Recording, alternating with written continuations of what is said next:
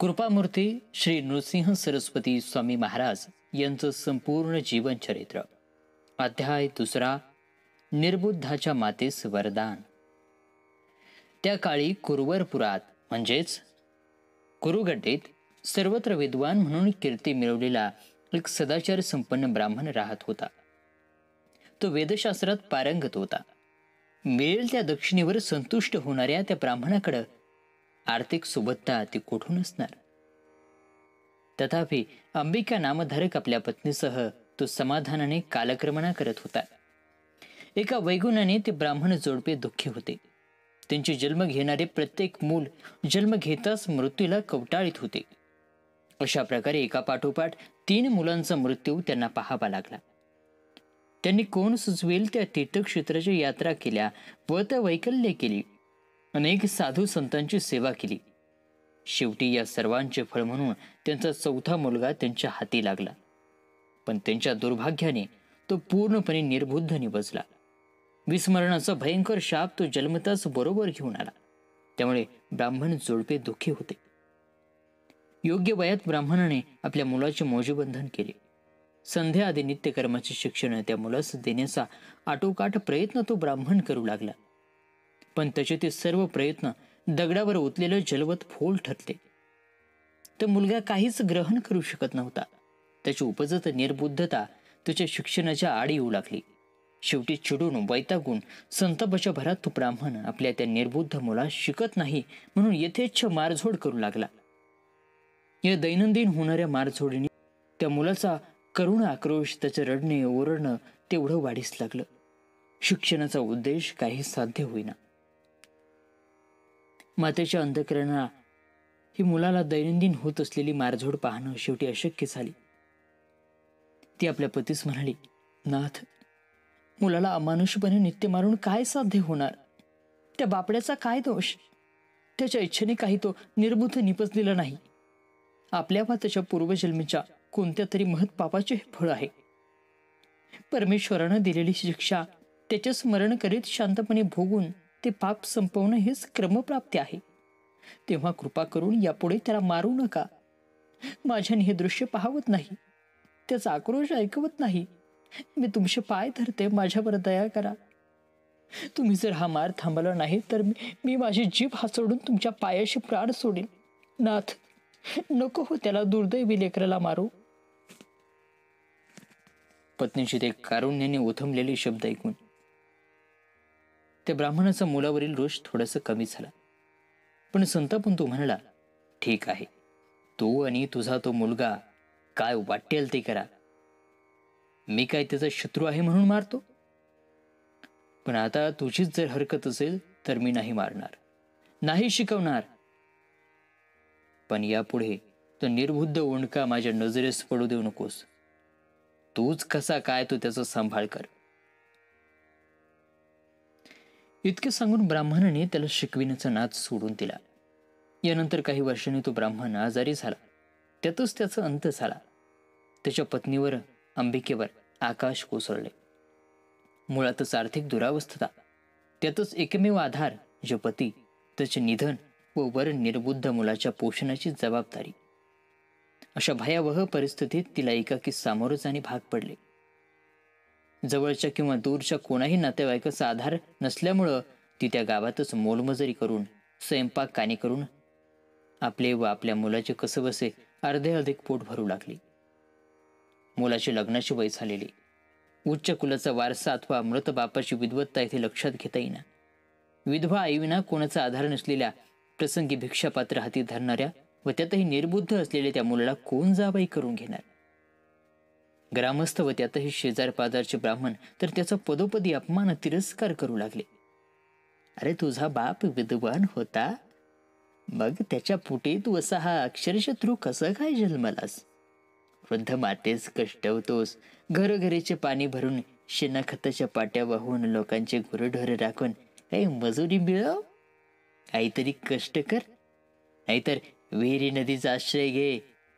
त्या म्हातारीच्या मागचे कष्ट संपव. तू ब्राह्मण तत्वावरील कलंक आहेस.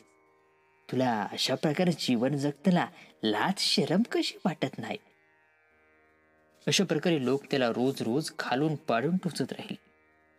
एके दिवशी त्या लोकनिंदेचे तिरस्काराचे गाठोडे सोबत घेऊन दुःखित अंतकरणाने तो रिकाम्या पोटी घरी परतला. उपाशी पोटीच चटईवर आडवा झाला. संपूर्ण रात्र त्याने विचारात तळमळत घालवली.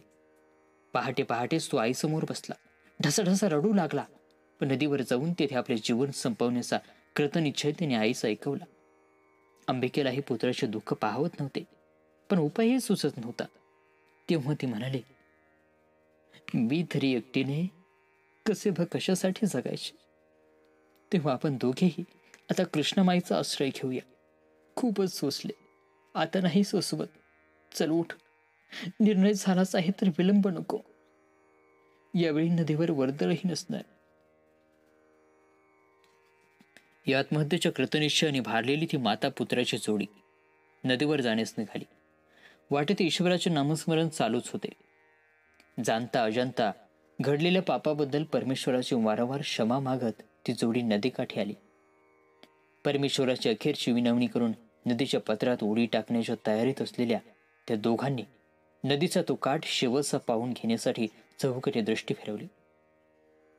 त्यावेळी श्रीपाद प्रभू स्नानार्थ नदीवर येत असलेले दिसले. त्यांना पाहताच अंबिकेच्या मनात असा विचार आला की आत्महत्या ही तर पापच आहे. आज ते पाप आपल्याला अगतिक होऊन करावे लागत आहे. तेव्हा दैवयोगाने येत असलेल्या प्रभूंना नमस्कार करू. त्यांना नमन केल्याने या घडणाऱ्या पापाची तीव्रता थोडी तरी कमी होईलच. शक्य झाल्यास या आत्महत्येच्या निर्णयाप्रत आपण का आलो हे त्यास कथन करू. त्यांची या कृत्यास अनुमती मिळवू. त्यांचा आशीर्वाद तर निश्चितच मिळेल व त्यायोगे पुढील जन्मी तरी जीवनाची अशी परवड होणार नाही. हा तिचा विचार तिने आपल्या मुलास सांगितला.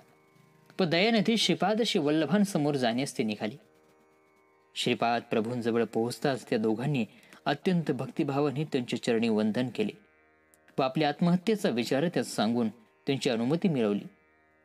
श्रीपाद प्रभू म्हणाले, मानवदेह हा अतिशय दुर्लभ असताना तो असा आत्महत्येद्वारा संपविण्याचा निर्णय घेण्यास भाग पाडणारे असे कोणतेच संकट तुम्हावर कोसळले आहे ते प्रथम मला सविस्तर सांगा.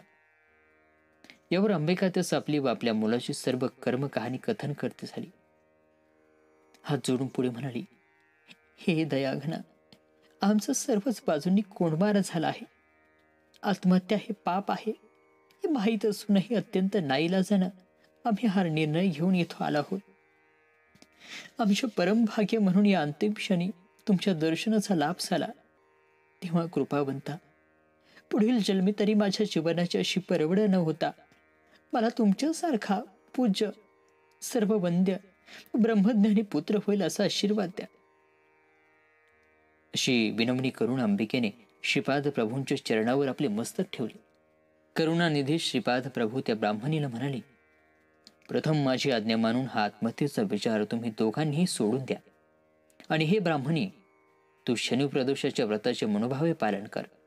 प्रदोष समयी भगवान शंकरांची पूजा अर्चा केल्याने तुझे इच्छित मनोरथ पूर्ण होतील. गेल्या युगात गोपींनी याच व्रताचे पालन करून महादेवाला संतुष्ट केले. याचे फळ म्हणून गोपगृहात प्रत्यक्ष भगवान श्रीकृष्ण प्रकट झाले. ज्यांनी जगत उद्धाराच्या अनेक अलौकिक लीला केल्या. तूही या व्रताचे पालन कर, म्हणजे तू इच्छितेस तसा पुत्र तुला होईल. माझे तुम्हा दोघांनाही आशीर्वाद आहेत. असे सांगून दयावंत श्रीपाद प्रभूंनी शनी प्रदोषाचे व्रत कसे करावयाचे याबाबतचे सर्व तपशिलासह तिला मार्गदर्शन केले व वर विचारले. आता तरी आत्महत्येचा मार्ग सोडून आत्मउन्नतीचा मार्ग अनुसरता येईल काय? या आपल्या प्रश्नाला उत्तराऐवजी अंबिकेच्या तोंडून अस्पष्टपणे फुटलेला हुंदका श्रीपाद प्रभूंच्या कानी पडला. तिचे नेत्र अश्रूंनी डबडबले. त्यांनी पाहिले. श्रीपाद प्रभूंनी मनातल्या दुःखाचे कारण ओळखले. तिच्या पुत्रास आपल्याजवळ बोलावून त्यांनी त्याच्या मस्तकावर आपला हात ठेवला. तुला वेद येत असताना तू वेदपठण का करत नाहीस असं त्यास विचारून त्याला तिथल्या तिथे वेदपठण करण्याची आज्ञा केली. मोठा चमत्कार झाला. निर्बुद्ध म्हणून ज्ञात असलेला तो ब्राह्मण पुत्र अस्खलितपणे अत्यंत शुद्ध उच्चारपूर्वक वेद वदता झाला. एव्हाना प्रातस्नानार्थ आलेले ग्रामस्थही त्यांच्या अवतीभोवती जमले होते. त्या ब्राह्मण पुत्राचे वेदोच्चार त्यांच्या कानी पडले. श्रीपाद प्रभूंचे हे अलौकिक सामर्थ्य पाहून त्या सर्वांनी उत्स्फूर्तपणे श्रीपाद प्रभूंचा जय जयकार केला. सर्वांनी त्यांचं वंदन केले. अंबिकेचा आनंद तर गगनात मावेना. श्रीपाद प्रभूंच्या चरणावर मस्तक ठेवून ती म्हणाली, महाराज, तुम्ही खरे खरे शंकर महादेव परमेश्वर आहात.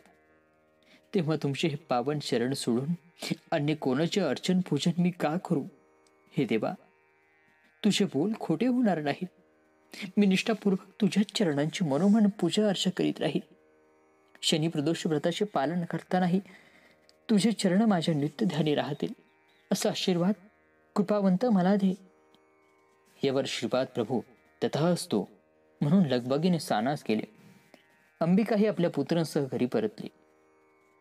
यथावकाश त्या पुत्राचा विवाह झाला. विद्वान म्हणून त्याचा लौकिक सर्वत्र गाजला. तो मोठ्या आनंदात ऐश्वर्यात आपले जीवन व्यतीत करू लागला. अंबिका ही शनिप्रदोष व्रताची पालनाबरोबरच अखंड ईश्वर स्मरणात सेवेत आपले उर्वरित आयुष्य व्यग्र ठेवू लागली. यथावकाश या जगाचा समाधानपूर्वक ती निरोप खेती झाली. याबरोबर अध्याय 2 या ठिकाणी समाप्त होत आहे. पुढील अध्यायात पाहूया आपण श्रीपाद श्री वल्लभद्वारा रजकला राजा केल्याची कहाणी.